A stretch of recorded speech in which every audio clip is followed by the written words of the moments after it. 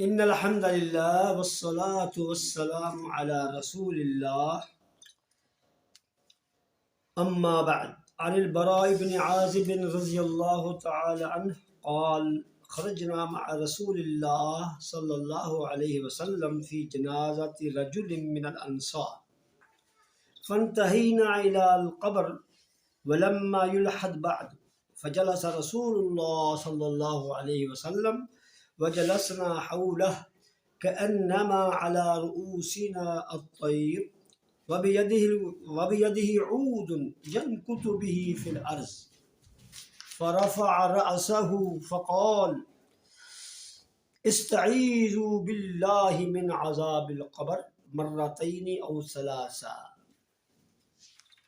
سیدنا براء بن عازب رضی اللہ تعالی عنہ فرماتے ہیں کہ ایک مرتبہ ہم نبی کریم صلی اللہ علیہ وسلم کے ساتھ ایک مسلمان کے جنازے کو لے کر قبرستان کی طرف نکلے. جب ہم قبرستان پر پہنچے آقا علیہ السلام بھی ہمارے ساتھ تھے، تو ابھی تک قبر کھودی جا رہی تھی، قبر تیار نہیں ہوئی تھی. فجلس رسول اللہ صلی اللہ علیہ وسلم وجلسنا حولہ، قبر کی تیاری کے انتظار میں نبی کریم صلی اللہ علیہ وسلم وہیں قبرستان میں بیٹھ گئے اور ہم بھی آپ کے ارد گرد بیٹھ گئے.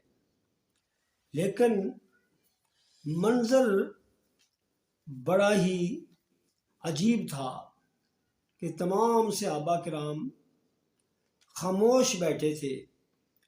اتنی خاموشی تھی، کوئی کسی قسم کی کوئی حرکت نہیں تھی، کوئی دنیاوی گفتگو نہیں تھی، سب خاموش بیٹھے تھے. کأنما علی رؤوسنا الطیر، گویا کہ ہمارے سروں پر پرندے بیٹھے ہوئے ہیں کہ حرکت کی تو اڑ جائیں. یعنی ایسا منظر تھا. اور یہ منظر ہمارے لیے ایک سیمپل ہے کہ جب ہم قبرستان پر جائیں ہمیں آخرت یاد آنی چاہیے اور ہمیں اپنی قبر کی فکر کرنی چاہیے، نہ کہ وہاں قبرستان پر پہنچ کر ہم دنیاوی گفتگو کریں اور اپنے کاروبار کی باتیں کریں. جیسا کہ اس دور میں دیکھا جا رہا ہے کہ جب لوگ قبرستان پر جاتے ہیں تو مختلف ٹولیوں کی صورت میں گپے ہانکنے لگتے ہیں. نہیں، نبی صلی اللہ علیہ وسلم صحابہ کرام کے ساتھ جب قبرستان پر گئے تو انتہائی خاموشی تھی اور کسی قسم کی دنیاوی گفتگو نہیں تھی. سیدنا براء فرماتے ہیں نبی صلی اللہ علیہ وسلم تشریف فرما تھے، ہم بھی آپ کے ارد گرد بیٹھے تھے. آپ کے ہاتھ میں ایک لکڑی تھی اور اس لکڑی کے ذریعے آپ زمین پر لائنیں کھینچ رہے تھے، مٹی کرید رہے تھے. فرفع رأسہ، پھر نبی صلی اللہ علیہ وسلم نے اپنا سر مبارک بلند کیا، صحابہ کرام کی طرف دیکھا اور فرمایا استعیذوا باللہ من عذاب القبر. میرے ساتھیو، اللہ تعالیٰ کی پناہ مانگو قبر کے عذاب سے، قبر کی سزاؤں سے، عذاب قبر سے اللہ کی پناہ مانگو. قبرستان پر آئے ہو، قبروں کو دیکھ رہے ہو، تمہیں یہ قبر دیکھ کر اپنی قبر یاد کرنی چاہیے اور اللہ تعالیٰ سے عذاب قبر سے پناہ مانگنی چاہیے. اور کہ تم بھی پناہ مانگو اللہ. 3 مرتبہ آپ نے یہ بات فرمائی، تعوذوا من عذاب القبر، تعوذوا من عذاب القبر، تعوذوا من عذاب القبر. قبر پر آئے ہو تو قبروں کے عذاب سے اللہ کی پناہ ڈھونڈو. اللہ. پھر اس کے بعد نبی کریم صلی اللہ علیہ وسلم نے مومن کے سفر آخرت کی روداد سنائی. اس حدیث میں یہ بھی معلوم ہو رہا ہے کہ عذاب قبر برحق ہے. کچھ ناعاقبت اندیش لوگ عذاب قبر کا انکار کرتے ہیں، تو نبی صلی اللہ علیہ وسلم نے کتنی وضاحت سے فرمایا کہ لوگوں عذاب قبر سے اللہ کی پناہ مانگو. اگر عذاب قبر نہیں ہے تو پناہ کس چیز کی؟ پناہ اسی چیز کی مانگی جاتی ہے نا جس کی کوئی حقیقت ہو.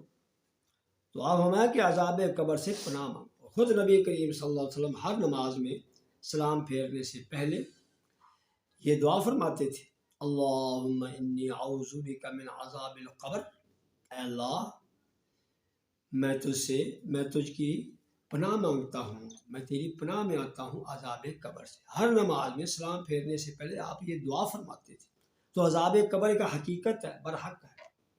آقا علیہ السلام نے اپنی نبوت والی آنکھ کے ساتھ قبر کا جو منظر ہے، قبر کے جو حالات ہیں آپ وہ دیکھتے تھے. بلکہ ایک مرتبہ تو آپ نے یہاں تک فرمایا کہ میرے صحابہ،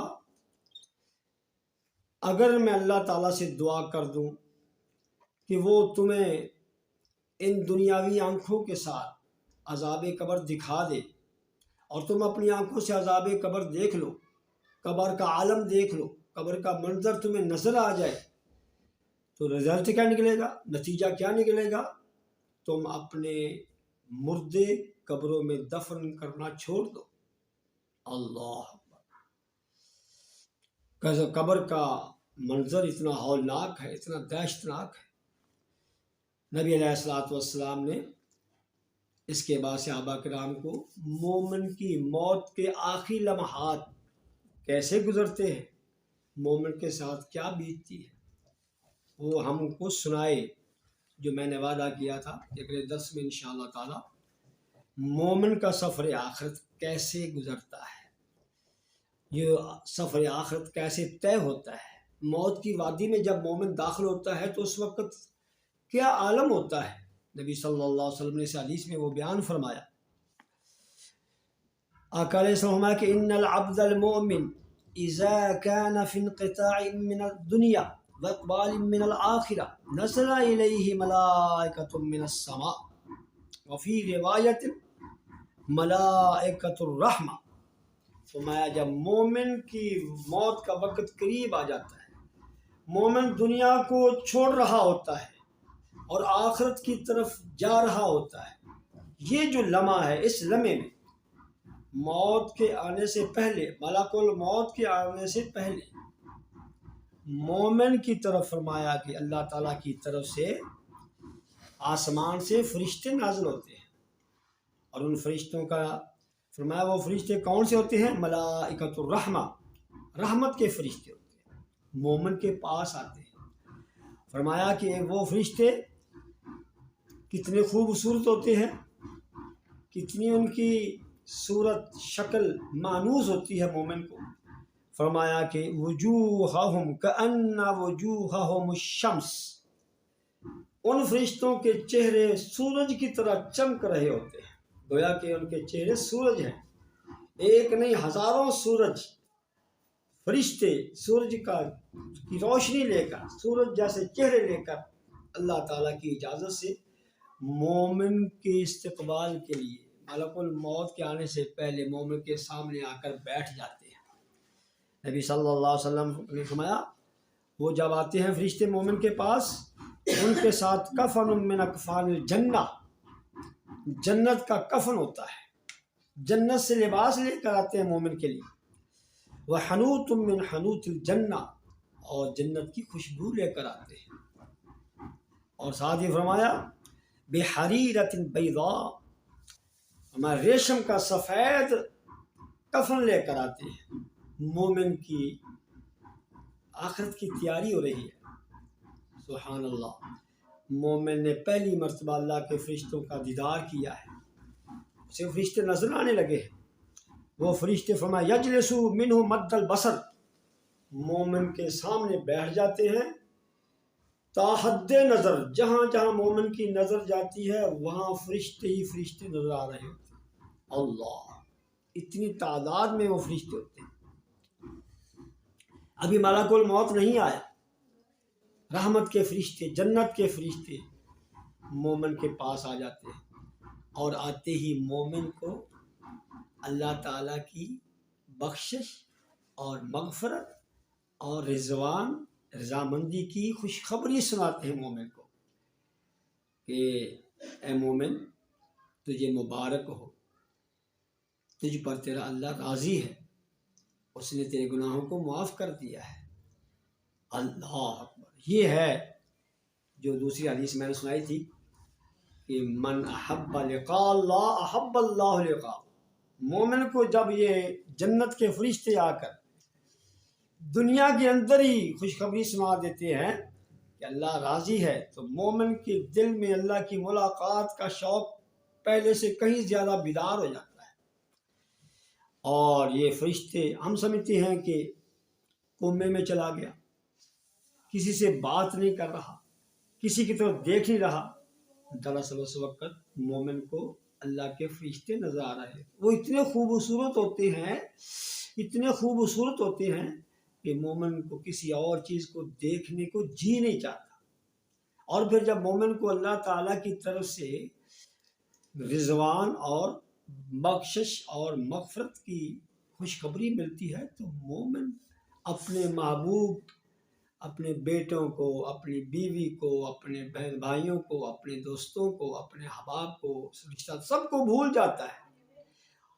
اس کے قلب و ذہن میں اللہ ہی اللہ چھا جاتے ہیں، خوشی کی کوئی انتہا نہیں ہوتی۔ یہ مومن کی عید کا وقت ہے۔ آج مومن کو اصلی اور حقیقی عید مل رہی ہے۔ اللہ تعالیٰ ہمیں بھی ان میں شامل فرمائے۔ یہ حدیث آگے کافی لمبی ہے، انشاءاللہ اگلے درس میں اگلا حصہ انشاءاللہ بتائیں۔ اللہ سے دعا ہے رب العالمین ہمارا بھی خاتمہ بالخیر فرمائے، ایمان پر موت آئے، ہمارا ایمان سلامت ہو، اور ہمیں بھی اللہ تعالیٰ نورانی اور رحمت کے فرشتوں کا دیدار کروائے، زیارت کروائے۔ وآخر دعوانا الحمد للہ رب العالمین۔